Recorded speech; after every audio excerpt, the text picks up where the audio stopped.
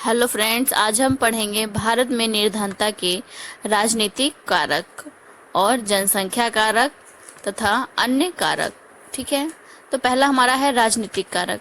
राजनीतिक कारक, जैसा कि नाम से ही क्लियर हो रहा है कि यहाँ पे जो शासन करने वाले हैं उनके द्वारा कौन कौन सी ऐसी जो है कि सुविधाएं नहीं दी जाती हैं जिसके वजह से निर्धनता की स्थिति उत्पन्न होती है, या उनके द्वारा क्या ऐसा गलत किया जाता है जिसके द्वारा जो है निर्धनता की स्थिति उत्पन्न होती है।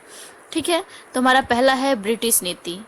ठीक है, तो अंग्रेजों के शासनकाल में जो भारतीय संपत्ति का इतना शोषण हुआ कि जो हमारी अर्थव्यवस्था थी वह सदैव के लिए विघटित हो गई।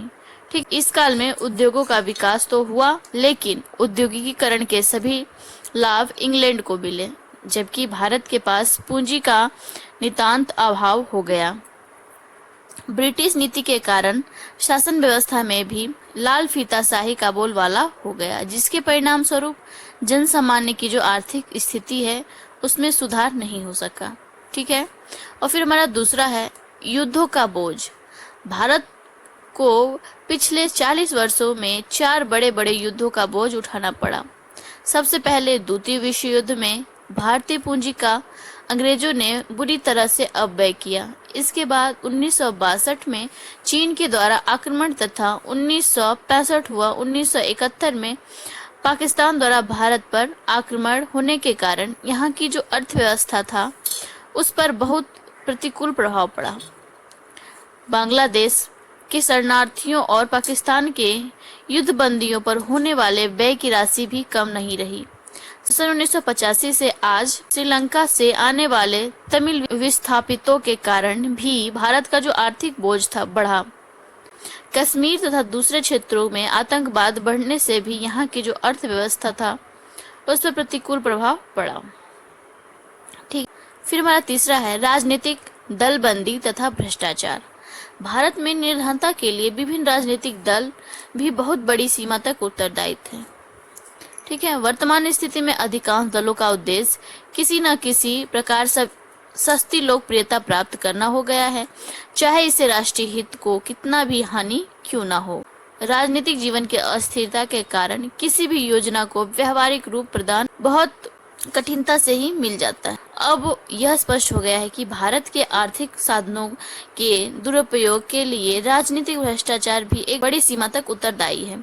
राजनीतिक भ्रष्टाचार की विस्तृत विवेचना हम पहले ही कर चुके हैं। अब मुन्ना और मिडल ने अविकसित और विकासशील देशों में इस दशा को नरम राज्य के नाम से संबोधित किया है। यह वर्ग मनमाना आचरण करता है तथा संपन्न वर्ग के द्वारा गरीब लोगों का शोषण किया जाता है। इससे निर्धनता को दूर करना बहुत ही कठिन हो जाता है। ठीक है, तो ये तो था हमारा राजनीतिक कारण। ठीक है, और अगला हमारा जो टॉपिक है वो है जनसंख्या कारक। जनसंख्या से ऐसा लग रहा है कि जो आबादी है, मतलब लोगों की संख्या के कारण जो भी निर्धनता में परेशानी आती है या निर्धनता उत्पन्न होती है, ठीक है, वो जनसंख्या कारण के अंतर्गत आती है। तो भारतवर्ष में तीव्र गति से बढ़ती हुई जनसंख्या यहाँ की निर्धनता का एक प्रमुख कारक सिद्ध हुई है। उदाहरण के लिए 1951 में भारत की जनसंख्या 36 करोड़ थी, जबकि 2011 तक जनसंख्या 121 करोड़ से भी अधिक हो गई है। यदि तनिक ध्यान से देखा जाए तो स्पष्ट हो जाता है कि जनसंख्या में होने वाली प्रत्येक वृद्धि के साथ हमारी निर्धनता में वृद्धि हुई है। अधिक जनसंख्या निम्नलिखित रूप से जो है निर्धनता की समस्या में वृद्धि करती है।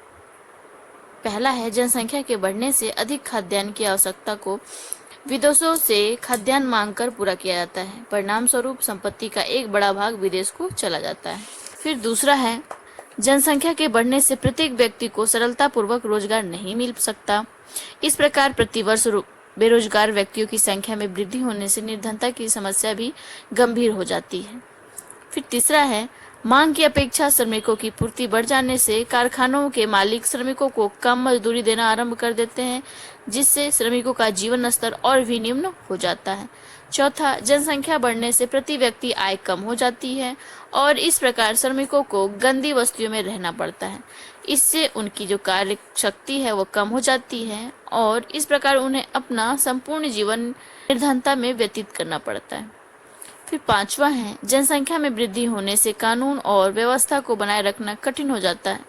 फलस्वरूप देश की जो आय है उसका एक बड़ा भाग विकसित कार्यों की जगह प्रशासनिक कार्यों में समाप्त हो जाता है। फिर छठवां है, जनसंख्या की वृद्धि से भूमि के विभाजन की समस्या पैदा होती है। यह सर्वविदित है कि भूमि के छोटे छोटे टुकड़े पर उत्पादन ही कम नहीं होता बल्कि भूमि उर्वरा शक्ति भी कम होने लगती है। फिर सातवां है, सभी विद्वान यह स्वीकार करते हैं कि जनसंख्या में अधिक वृद्धि होने से अशिक्षा, अज्ञानता, बेकारी, बीमारी, कुपोषण, गंदगी तथा रूढ़िवादिता आदि चीजों को जो है कि प्रोत्साहन मिलने लगता है।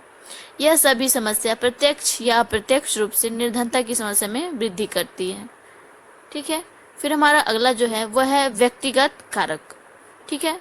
व्यक्तिगत कारक मतलब व्यक्ति के द्वारा जो भी समस्याएं उत्पन्न होती हैं जिसमें कि जिस चीज के लिए व्यक्ति स्वयं जिम्मेदार होता है। ठीक है। अनेक व्यक्तिगत कारक भारत में निर्धनता की समस्या के लिए उत्तरदायी थे, जिसमें बेकारी। ठीक है। बेकारी मीन्स जो ये बिल्कुल बेकार पड़ा हुआ, उसके पास कोई काम धंधा नहीं है। बीमारी, जो कि किसी लायक तो है लेकिन वो इतना ना बीमार होता है कि वह अपने आप को जो है कि किसी कार्य में नहीं लगा पाता और उसकी स्थिति निम्न बनी रहती है।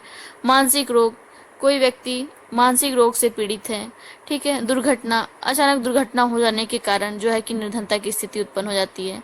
नशाखोरी, नशाखोरी में बहुत सारे ऐसे लोग होते हैं जो नशा का आदत लगा देते हैं। वह भले 100 रुपये कमाए, 200 रुपये कमाए, लेकिन वो सारे पैसों को क्या करते हैं, पी के खत्म कर देते हैं।